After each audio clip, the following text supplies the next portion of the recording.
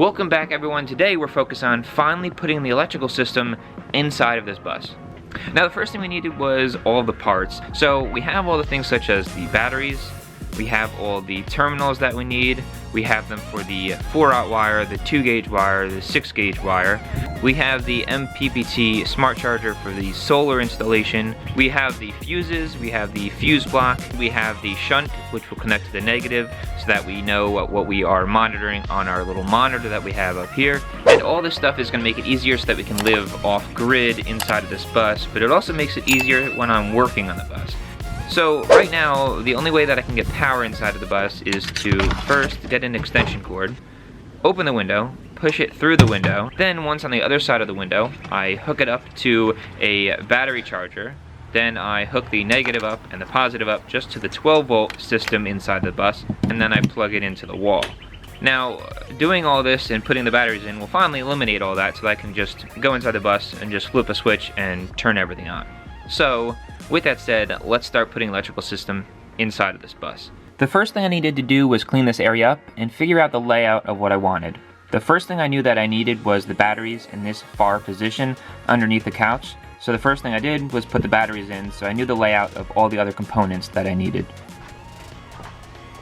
This was the initial layout that I came up with. I did change it just a little bit, but this was what I wanted. So the first thing that I did was start cutting the wires to connect the battery bank. Here are the wires that I connected. It's a 4-aught wire, and this is one of the first connections, and then I needed to make a few more so all the batteries were connected.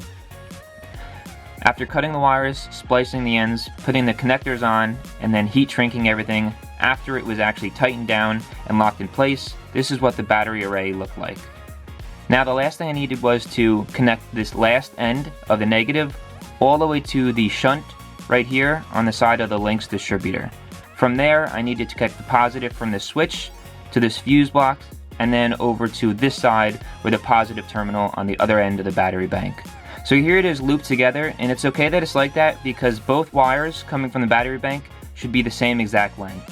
Then the Bluetooth dongle that I hooked underneath the multiplus is right here.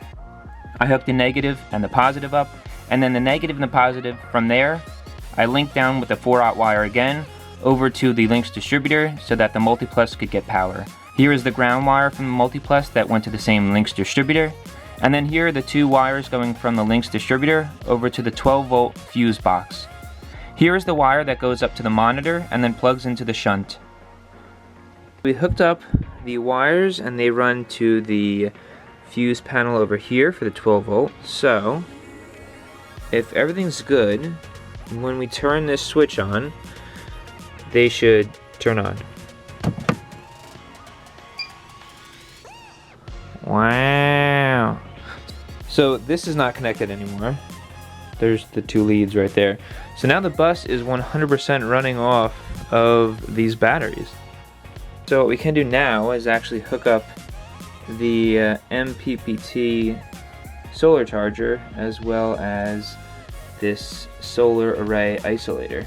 As you can see here, the layout has changed, and I moved the solar isolator from the spot where it was over here over to this spot, and it seemed to be out of the way and located in an easier spot.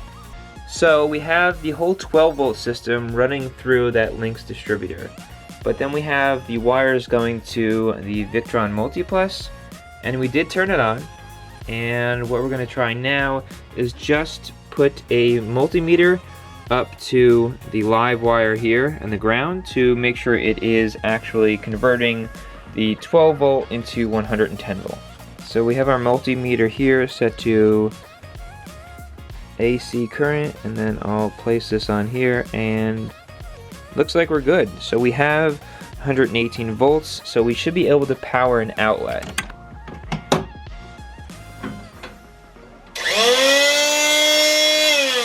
Now that the system is completely hooked up and working and there's no really issues, the only other thing that I have to do is hook up the solar panels once I get them up to the roof.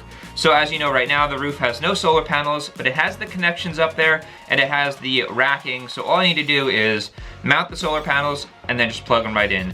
The rest of the system underneath the couch up here has everything that it needs like we just did, plugged in and hooked up. The only thing that we're gonna have to do is just flip a few switches and make sure that everything is in working order for the whole solar array on the roof. And again, this system is completely hidden and away from everything underneath this couch up here in the front. And hiding everything or accessing everything is just as easy as pulling the couch out, lifting it up, and then just propping it up with something. So, with that said, I feel like this electrical system, besides the solar array, because we just set up the solar panels, is 100% complete. Everything is set up and hooked up, fuses are in, and I would call that a wrap on this electrical system for the bus, which makes us a lot happier, and we can move on to some of the small things to kind of finish up the bus and make it 100% drivable and livable. So I appreciate you guys watching, and I'll see you in the next video.